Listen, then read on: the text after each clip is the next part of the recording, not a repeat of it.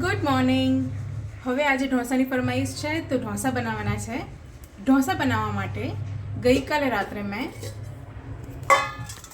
Regular જે મારી વાટકી છે એ વાટકીના માપથી 3 વાટકી ચોખા અને સેમ એ જ વાટકી અડદની દાળ પલાળી દીધી હતી સરખી રીતે ધોઈને.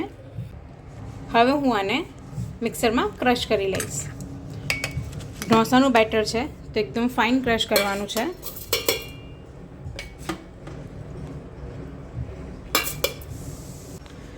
દહીં નાખીશ. ક્રશ થઈ ગયું છે. આવી રીતે હું બાકીના દાળ ચોખાને પણ ક્રશ કરી લઉં. તો બટેકા બફાઈ ગયા છે, ડુંગળી ટામેટા સમારી ગયા છે, દાળ રેડી છે. દાળ બફાઈ ગઈ છે. દાળને ક્રશ કરી અને દાળને આપણે વઘાર કરી નાખીએ. બનાવી લો સંભાર. ચલો વઘાર કરી દઈએ. બધું રેડી છે. મસાલો લઈ આવો. ધાણાનું જીરું,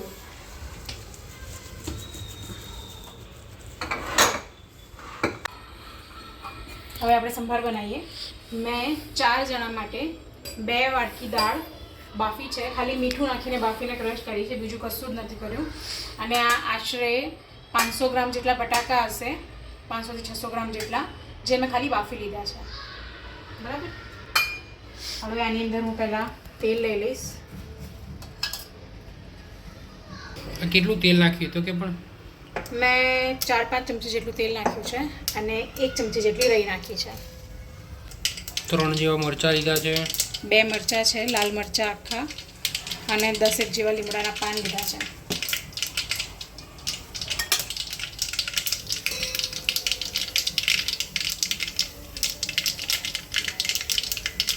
રાઈ થોડી કકડી જાય એટલે હું આ મસાલો નાખી દઉં. ઓકે, રાઈ પૂરેપૂરી કકડી ગઈ છે. નાખી દઉં.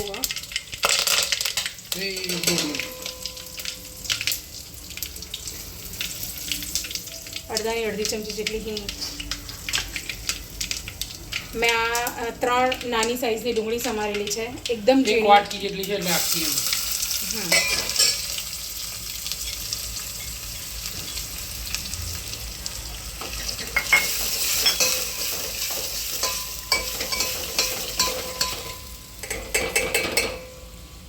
જાય પછી આપણે ટામેટા નાખશું.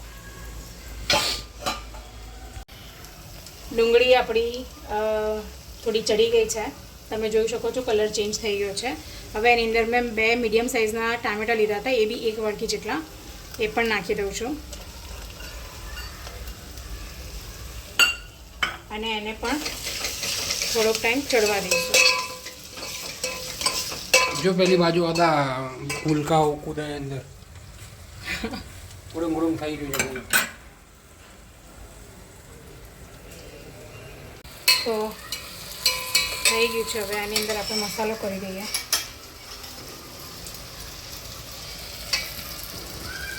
અડધી-પોણી ચમચી જેટલી મેં હળદર નાખી, 2 ચમચી મરચું, 1 ચમચી ધાણા જીરું, અને આ સંભાર મસાલો છે 2 ચમચી. મીઠું આપણે સ્વાદ પ્રમાણે. હવે મિક્સ કરી લઈશ. મસાલો ચડે ત્યાં સુધી 2-5 મિનિટમાં પછી હું દાળ એડ કરીશ. ત્યાં સુધી આમને આમ ચડવા દઈશ. હવે આપણે એની અંદર દાળ નાખી દઈએ.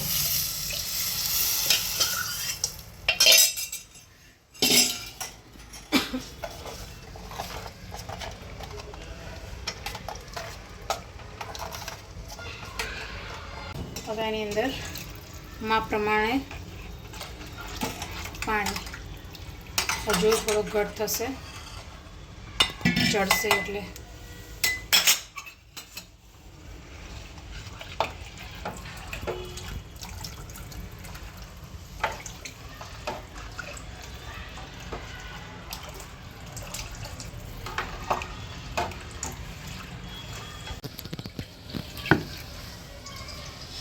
તો આપણા બટાકા મેશ થઈ ગયા છે. હવે ચમચી જેટલું તેલ લીધું. રઈ નાખી છે, રઈ કકડી ગઈ છે.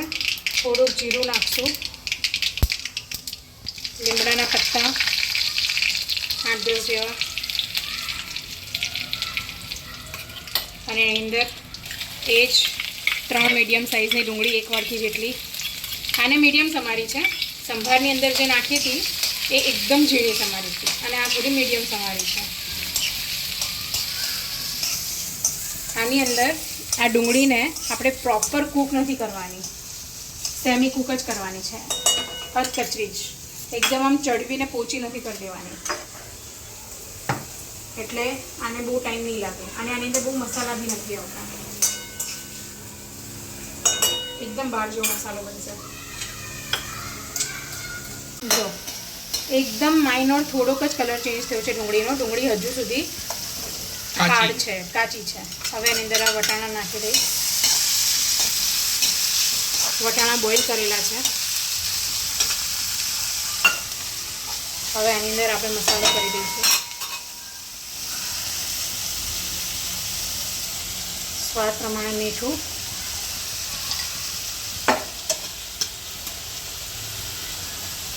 અડધી ચમચી હળદર અને અડધી ચમચી ધાણા જીરું. બસ આની અંદર આના સિવાય બીજું કશું જ નહીં આવે.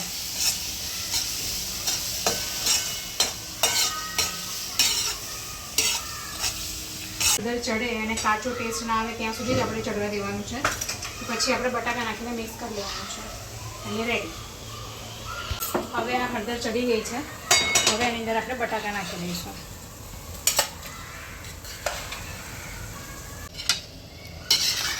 વાહ, શું મસાલો દેખાય છે યાર, સુગંધ આવે છે ગજબ. સંભારની બી આવી રહી છે, આની બી આવી રહી છે, બહુ જ મસ્ત આવી રહી છે. જો સંભાર ઉકળી ગયો છે, મસ્ત કલર જોવાય છે આનો, સંભારનો કલર મેચ થઈ ગયો ને, જોરદાર છે યાર. બરાબર, આપણો મસાલો બી રેડી છે. દેવ, મને ભૂખ લાગી છે હવે યાર. ચલો ફટાફટ હવે હું તમને ઢોસા જોતા ચલો રેડી છે. હવે કોથમીર નાખીને મિક્સ કરી દેવાનું. રીંગણ કરી દીધું, રીંગણ. જો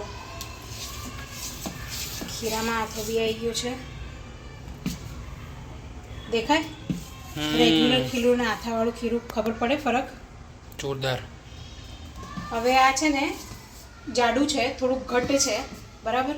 ઢોસા માટે આટલું જાડું ના જોઈએ, પણ હું બધાની અંદર પાણી નથી નાખતી, એટલે મને જોઈએ એટલું ખીરું હું કાઢી લઉં છું. સ્વાદ પ્રમાણે મીઠું નાખી દઈશું. થોડું થોડું પાણી નાખતા જઈએ, આની કન્સિસ્ટન્સી સેટ કરશું. આ પ્રમાણેનું ખીરું બરાબર છે ઢોસા ઉતારવા માટે. તો મીડિયમ ટુ હાઈ ફ્લેમ પર રાખી અને આવી રીતે ધીમે ધીમે ફેલાઈ દઈશું. આનું નામ છે galaxy dosa. Galaxy dosa by Dev. તમને જે મરજી હોય એ નાખી શકો છો. લાલ મરચું યા સંભાર મસાલો યા પેરી પેરી મસાલો, જે નાખવું એ નાખી શકો છો. હું લાલ મરચું નાખું છું. Gas medium two high flame પર છે.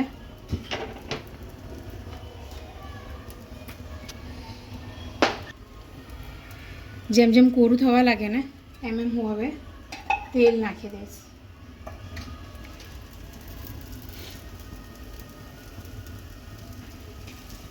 અને આવી રીતે ફેરવી લઈશ. જ્યારે આવી રીતે ફેરવો ત્યારે તાવીથા પર કંઈ ચોટવું ના જોઈએ.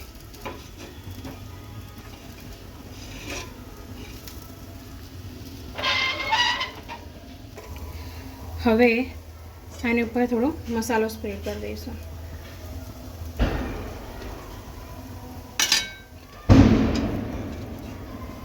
જો કશું જ કર્યા વગર એની જાતે ઉકળે છે.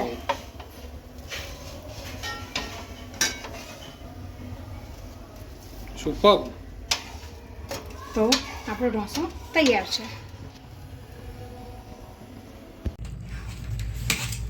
ઓલરેડી 2 ઢોસા ખાઈને તો બેઠો છું, પણ આ બતાવવા માટે આપણે એક વિડીયો લઈ લઈએ કે જો આ રીતે આમ ખાવા પડે.